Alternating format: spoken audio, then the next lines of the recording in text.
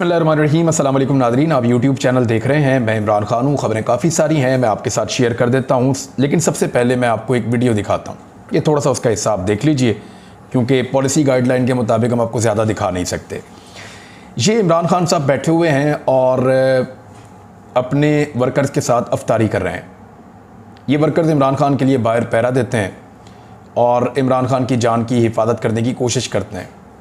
इनके अंदर दिहाड़ीदार लोग भी हैं। मैंने एक वीडियो देखी, वो कहता है जी मैं निम्को का सेलमैन हूँ और मैं इमरान खान की जान बचाने आया हूँ और मैं आज छुट्टी करके आया हूँ। मेरे घर में 10 लोगों की कफ़ालत, 10-11 लोगों की कफ़ालत मैं करता हूँ, ये उसने कहा।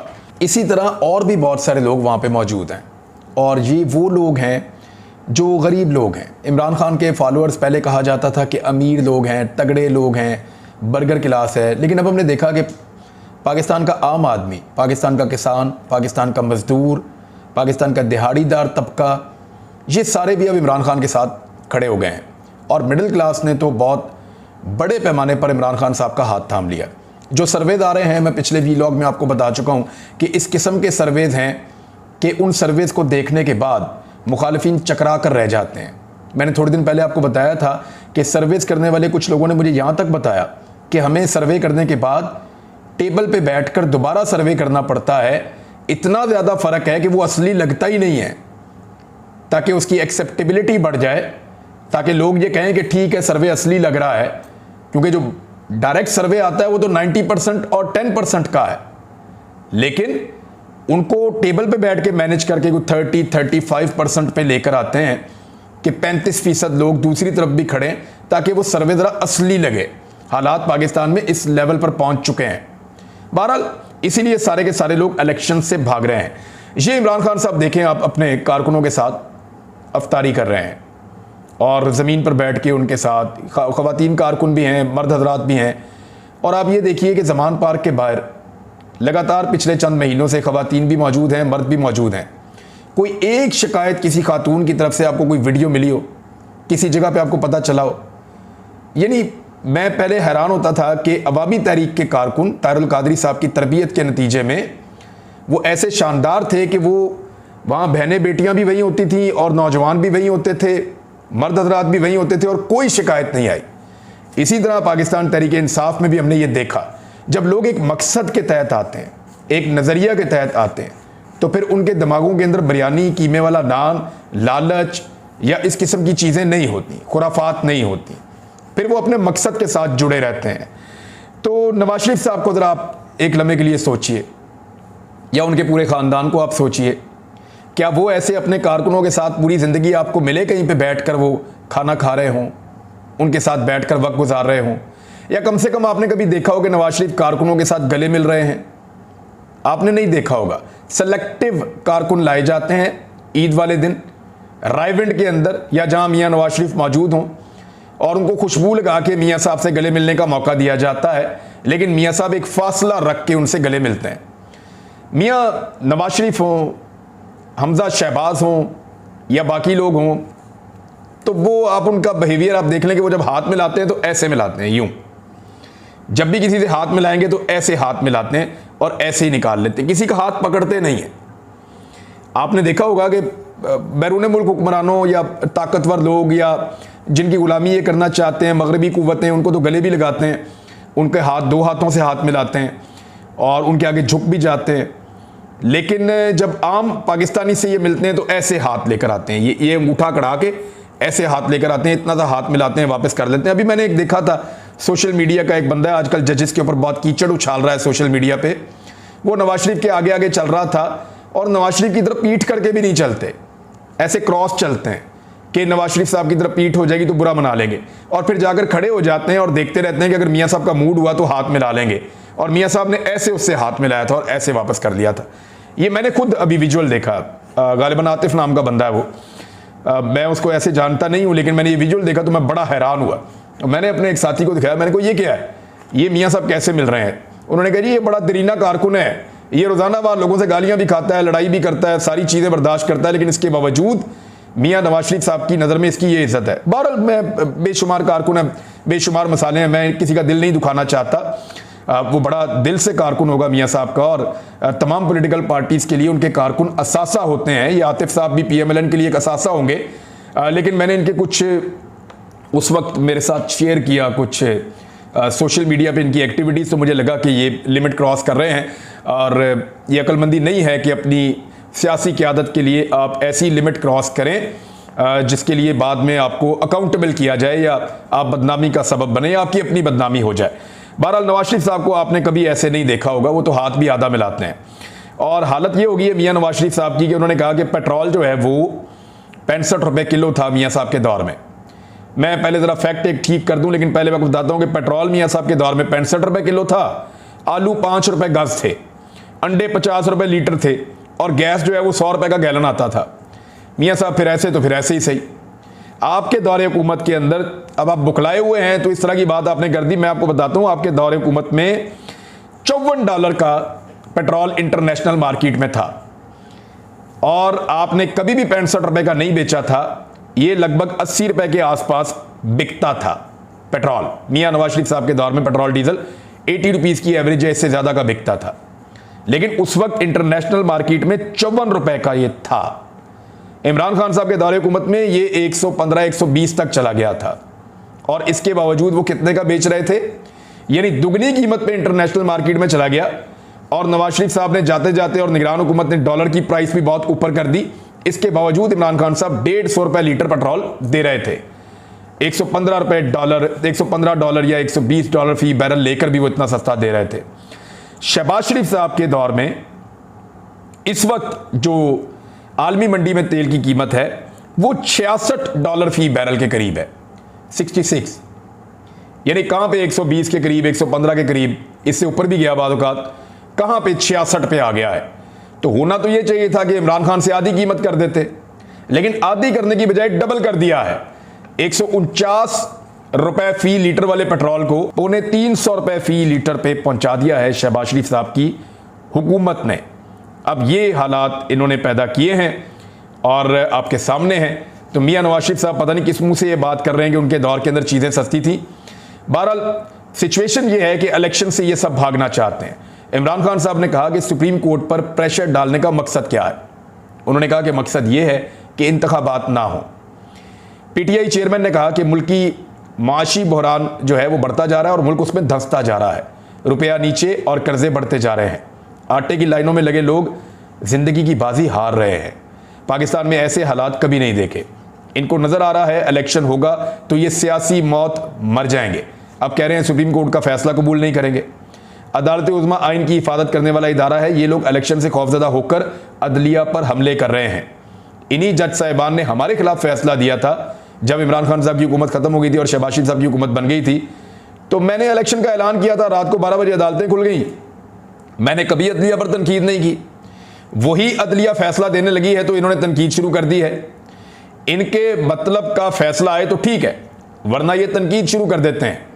इमरान खान साहब ने नवाज शरीफ को आड़े हाथों लिया। उन्होंने कहा लंदन में बैठा मफरूर सजा याफ्ता कहता है कि फैसला नहीं मानेंगे। नवाज शरीफ दौर में सुप्रीम कोर्ट पर हमला हुआ है और कोयटा बेंच को खरीदा गया है। नवाज शरीफ कहता है कि फैसला नहीं मानेंगे। तुम होते कौन हो? अदालत ने नवाज शरीफ को सिसिलियन माफिया करार दिया था। उन्होंने बेनजीर की गंदी तस्वीर गिराई थी। ये माफिया है। ये चाहते हैं कि किसी तरह मुझे बाहर रखो ताकि इनका 1200 अरब का NRO महफूज रहे। बेनजीर भुट्टो साहिबा की तस्वीरों के बारे में मैं एक बात आपको कहना चाहूँगा कि देखें, गैरत भी देखें कैसी नायाब चीज़ होती है। वो शायान अली और उसकी फैमिली लंदन के एक रेस्टोरेंट में गए। आबिद शेर अली के साथ मुठभेड़ हो गई।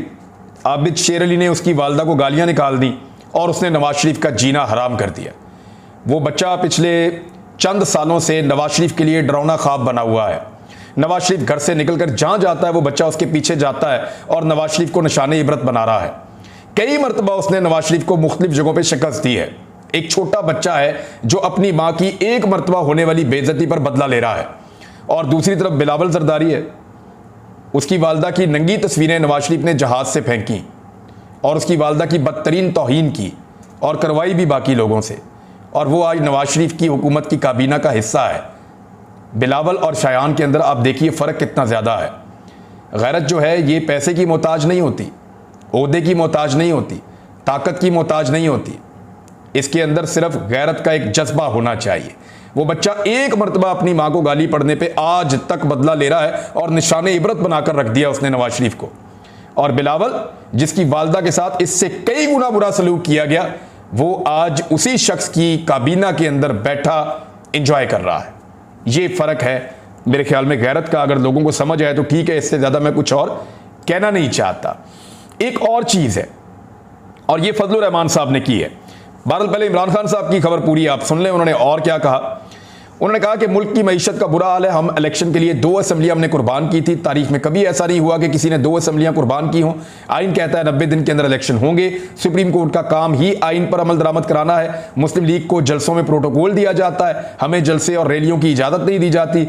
जब तक सियासी इस्तेहकाम नहीं आता, मईशत ठीक नहीं हो सकती। इन्हें डर है, ये पंजाब समेत हर जगह बुरी तरह हारने लगे हैं और ये चाहते हैं। जिले शाह के बारे में इमरान खान साहब ने बताया। फिर उन्होंने बताया कि लाहौर को सील कर दिया, इसके बावजूद मीनार पाकिस्तान जलसा कैसे कामयाब हुआ। फिर उन्होंने बताया 26 घंटे तक जमान पार्क के बाहर जो है बदतरीन हमला किया गया कि मेरे कारकुन इस बात से डर गए थे कि इमरान खान को मार दिया जाएगा, तो वो डट गए। ये सारी चीजें इमरान खान साहब ने आज बताई हैं। अब आ जाए इस बात पे कि मईशत की सूरत हाल इन्होंने क्या बना दी है। अफराते ज़र के हवाले से एक खबर मैं आपको बताता हूँ कि जो महंगाई पाकिस्तान में बढ़ी है उसके अदाद शुमार क्या है, आप हैरान हो जाएंगे। और मैं पिछले साल से सिर्फ एक मुवाजना करूंगा और डाटा आपके सामने रख देता हूं, और ये सरकारी डाटा है, मैं अपने से आपको नहीं कह रहा। ये जो मार्च गुजरा है महीना, अभी पूरा हुआ 1 दिन पहले, उस महीने का पिछले साल जो मार्च गुजरा था महीना, जो इमरान खान के दौरे हुकूमत में था, उसके साथ मुवाजना कर लेते हैं। हालांकि इमरान खान के खिलाफ तहरीक-ए-एतमाद पेश कर दी गई थी, सिंध हाउस में मंडियां लग गई थी, इमरान खान को पूरी तरह एंगेज किया गया था। इसके बावजूद पिछले मार्च का इस मार्च के साथ मुवाजना देखिए। 2023 में ये जो मार्च का महीना है, इसमें 35.4% की बुलंद तरीन सतह के ऊपर महंगाई पहुंच गई है वफाकी इदारे शुमारियात के मुताबिक। फरवरी में ये 31.5 थी, अब 35.4 है और ये रिकॉर्ड है। ये बदतरीन महंगाई का रिकॉर्ड है पाकिस्तान के अंदर। पिछले साल जब इमरान खान साहब की हुकूमत थी तो मार्च के महीने में जो महंगाई की शरह थी वो 12.7% थी। एक तरफ 12.7, एक तरफ 35.4। उस वक्त के अगर आप मीडिया के प्रोग्राम उठाकर देखें तो 90% मीडिया महंगाई पे प्रोग्राम कर रहा था कि महंगाई ने कमर तोड़ दी है। सारी की सारी अपोजिशन उसी पे बात कर रही थी। आज आप प्रोग्राम उठाकर देखें तो 90% मीडिया इमरान खान को नायल करने के ऊपर बात कर रहा है और सारी की सारी हुकूमत उसी के ऊपर बात कर रही है। तो ये फर्क है। और ओपन मार्केट में डॉलर की कीमत 290 रुपए के आसपास पहुंच गई है। 2 रेट हैं डॉलर्स के अलग अलग, जबकि 284 रुपए का डॉलर इस वक्त इसहाक डार साहब की मेहरबानी से पाकिस्तान में हो गया है, जिसको नवाज शरीफ साहब की ख्वाहिश है कि वो इसको पहुंचा दें 500 रुपए तक, और उन्होंने इसकी धमकी भी दे डाली है। फजलुर रहमान साहब ने एक बात की है, और मुझे ऐसा लगता है कि फजलुर रहमान साहब और उनके बेटे ने यह फैसला किया हुआ है कि एक दिन फजलुर रहमान साहब का बेटा कोई बोंगी मारेगा, अगले दिन फजलुर रहमान साहब कोई उल्टी बात उठा के कर देंगे। फजलुर रहमान साहब क्या कह रहे हैं, जरा स्टेटमेंट आप सुनिए और आप हैरान हो जाएंगे। 90 दिन में इलेक्शन आईनी है तो मुशर्रफ दौर में 3 साल क्यों मुलतवी हुए।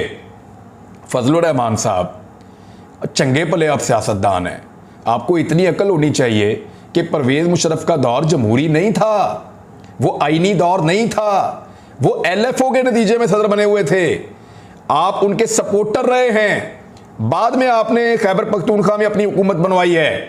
कभी आप हुकूमत में होते थे उनके साथ, कभी आप अपोजिशन में होते थे उनके साथ। एक जगह पे हुकूमत में, एक जगह पे अपोजिशन में।